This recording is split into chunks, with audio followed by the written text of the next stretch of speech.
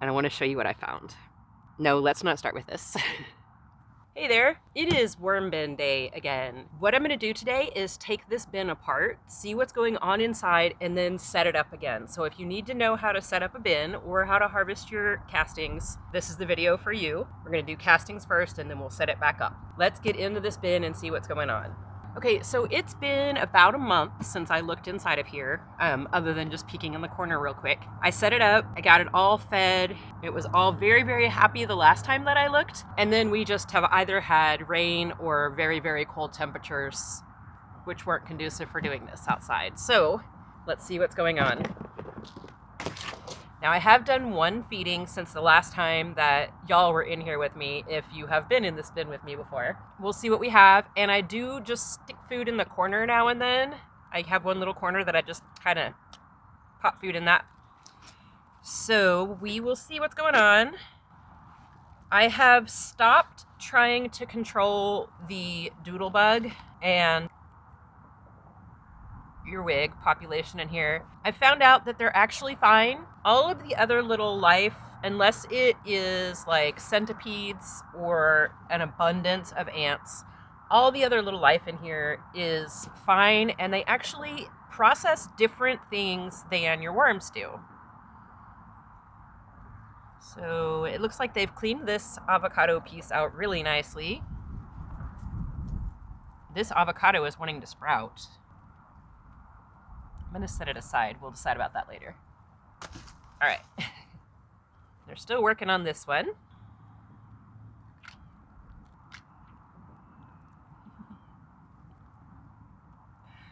That's fun. Hey, worm. Okay, so all my worms are going to go into this little bowl over here. I have a bowl for my worms, and then I have a bucket for, this is where my castings are going to end up. And then I'm setting all of my food that I'm taking out over to the side. Any of the cardboard that I take out is going to go over here, and I'm going to put some in the bowl where the worms are going so they have a place to hide. If I was doing this when it was sunny, then I could just take off the top layer and the worms would migrate down, and I'd be able to take off the top layer, and eventually I'd have worms at the bottom. But it is cloudy. The sun is going in and out of the clouds, so I'm not sure that's going to work today, so it might take me a while longer to sift through it. I won't make you watch all of that, don't worry.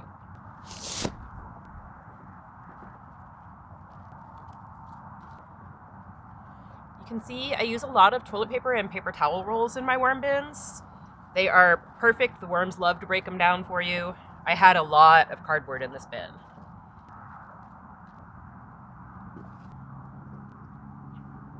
I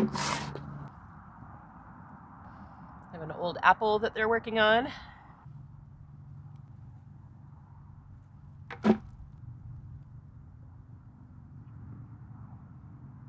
There he is. There's another apple with a worm in it. Go in there, little guys. Oh, quite a few worms in that one. Nice.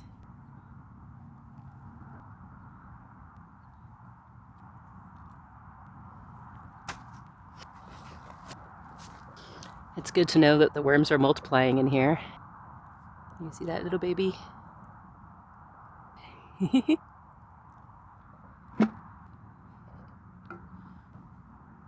This is what I wanted to show you. Okay, so I have been trying these.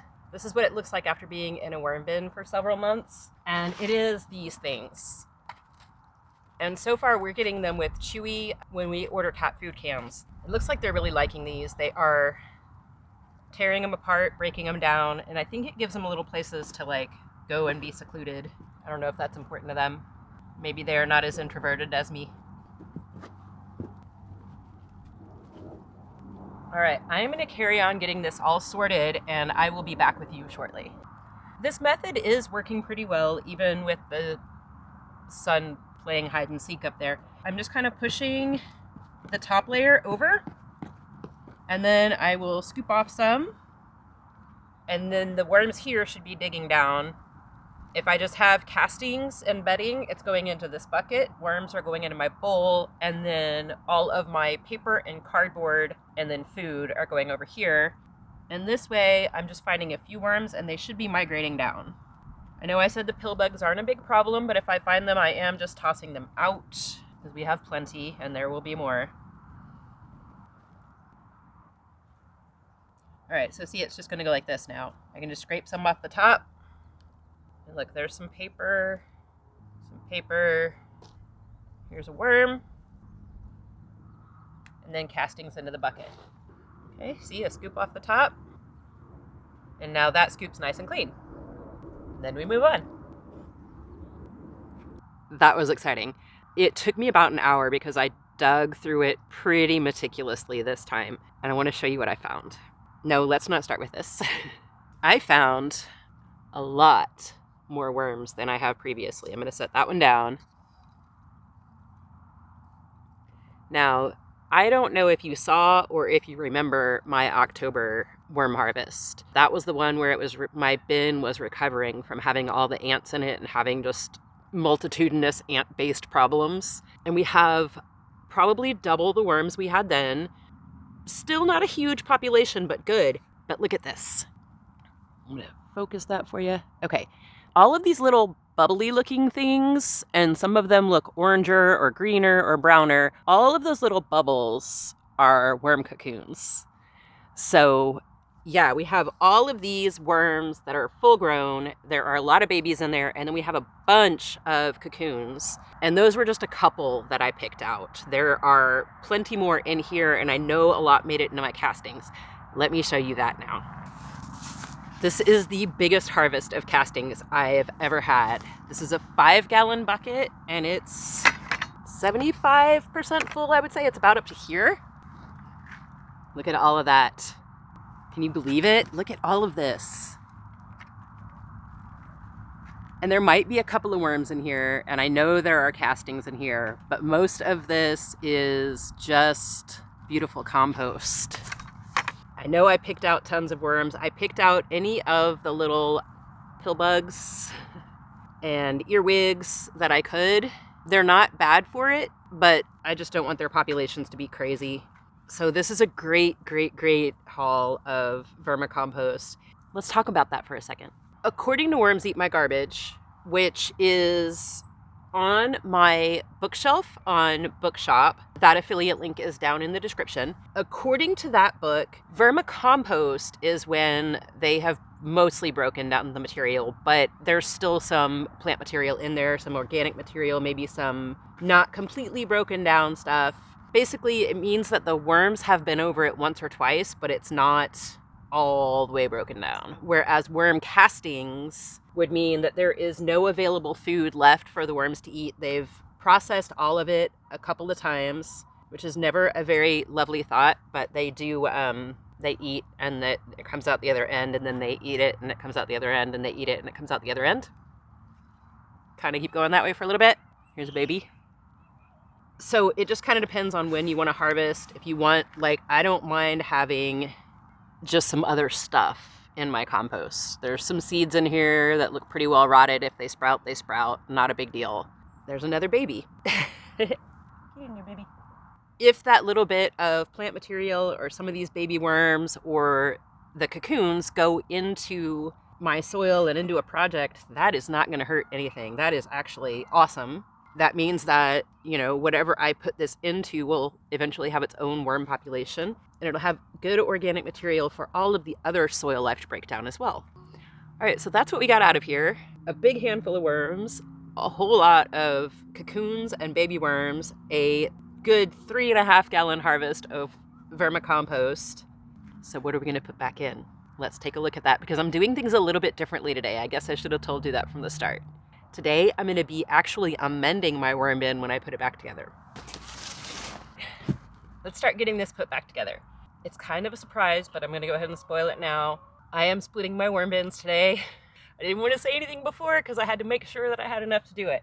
But I'm going to split my worm bins. I'm going to reset this bin with half of my worms and half of everything that I have to go into my bins. And then I'm going to build a 2-bin system, a stacking system, but that is for a different video. So you're going to have to check back later for that one. For this bin, my single bin system, it has holes on the bottom. Some of them are clogged. I'm not worried about that. And then it has holes along the top sides. Those are for airflow.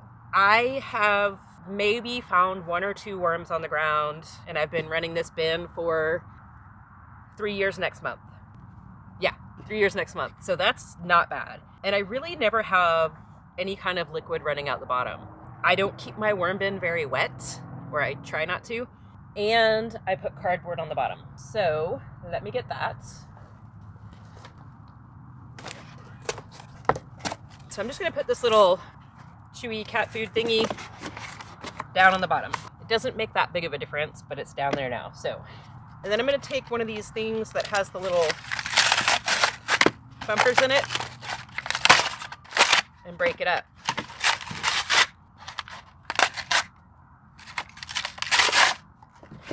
So I'm just gonna set these down here and there.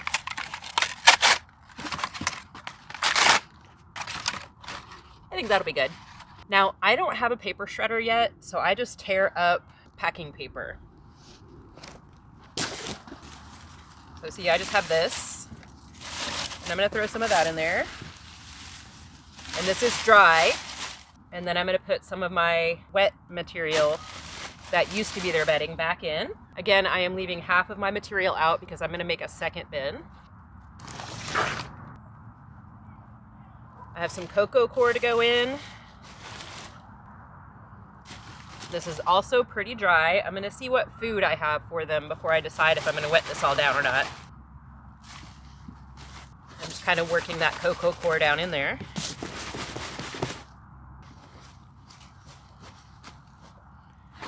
And then I made a little, not quite a cavern.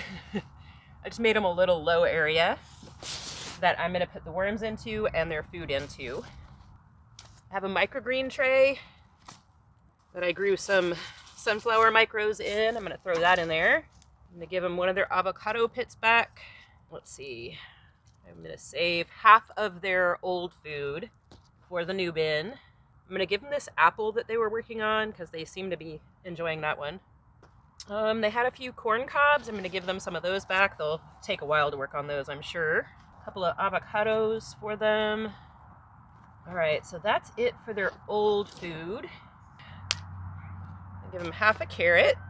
I had some mushrooms that got moldy in the fridge, and they can have some moldy food, and they like mushrooms. Those are really quick food, so I'm gonna put those in there. I'm gonna leave them half behind. I have 2 old bell peppers. I'm gonna give them one of those. I'm gonna break it open a little. Oh, it made a weird noise when I opened that bell pepper. That's kind of scary. Give them that to work on. Had some parsley that I didn't finish up. I'm gonna have that. And a couple of these gross, nasty, dried up strawberries. The rest of that food I will save for the other bin. Now, I have paper and cardboard, cocoa coir, and some food so far. Now, I told you I'm adding amendments. I'm gonna go ahead and do that now because this is the first time I'm doing it, and I'm not really sure at what stage they could go in here, if it matters at all. Okay, I'm gonna be adding azomite, and this is for minerals. This is all of your like trace minerals, your calcium, and all that good stuff. And it says 1 to 2 tablespoons per gallon of soil and mix thoroughly. So the worms will mix it thoroughly. And this is a 10-gallon bucket. I am treating it as, I'm gonna say 2 gallons of soil. I did not bring out measuring spoons. We are gonna eyeball this. So I'm gonna say 4 tablespoons would be a 1/4 cup. But we're gonna say that looks good. And then we're gonna go NPK. So I'm going alfalfa meal for my N. Now it's also high in K, nitrogen, phosphorus, potassium. I always want to get those 2 backwards. And this one is 2 to 4 tablespoons per gallon. So we're gonna say, I'm going for like half a cup. Ish.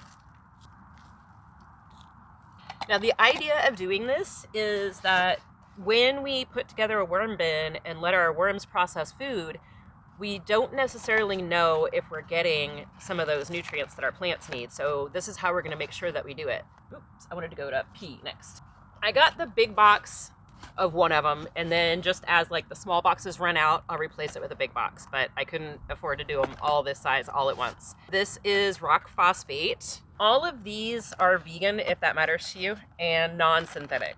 This one is a 1/4 cup per gallon. So I'm gonna go about a 1/2 cup on this one.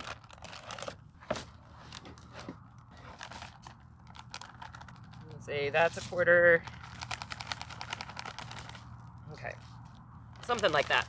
All right, so we've got trace minerals in P for potassium. We're gonna do the kelp meal, and that is a 2 on the potassium. And this wants 2 tablespoons per gallon, so 4 tablespoons is a 1/4 cup. All right. Okay, so theoretically, at this point, they have trace minerals, nitrogen, potassium, and phosphorus. They have trace minerals, nitrogen, phosphorus, and potassium in that order. Volume-wise, we're looking good. It's a little dry in here. Not real comfy with that. I do have some of their wetter material here from the last bin. I'm gonna throw some of that back in. I'm supposing that there's probably some worms and baby worms and cocoons in that as well. This avocado pit can go back in with them. And then I'm just gonna take half of this. Oops, maybe not so easily because they balled up real good on me. Look how cute they are. Split babies. Y'all go in there. Go down there. So they'll work their way down. They have some food in there. They should be pretty happy about that. Oh, I forgot my other things. I have coffee grounds for them. All right, here we go. We have some coffee grounds. It's a little grit, not like if I was to give them eggshells, but I am hearing that they don't necessarily need eggshell style grit. I had some tortilla masa that went bad, or got old, I should say. Give them some of that. And then I have some old oats as well.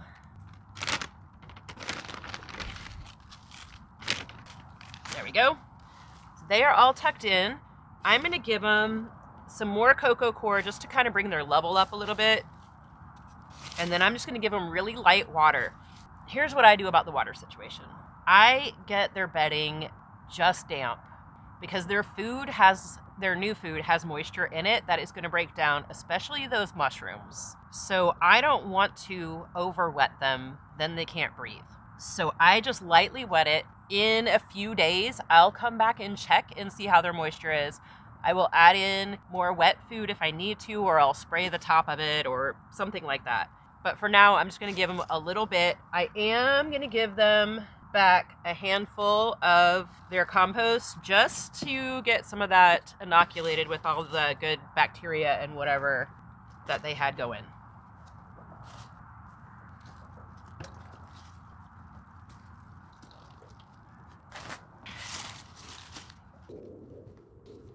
This bin is all reset. The worms are right in the middle with all of the good stuff, all of the food, all of the amendments. All of their old bedding is right here in the center. All of their newer, like cardboard and cocoa coir and stuff like that, is out to the sides. So they have everything in tints that they want in the middle, and then they can move over if they like. I did get a little water dripping out the bottom, so I'm gonna let it sit outside for a little bit.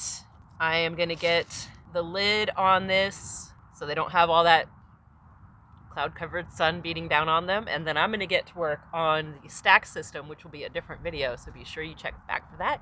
This is the video from October when the worm bin was, oh, it was so bad. I can't believe how well it's bounced back. I'm so excited. But that's going to be that video. And then this is the video that YouTube thinks you need to see next. So watch either one of those. I will catch you later. Later, y'all.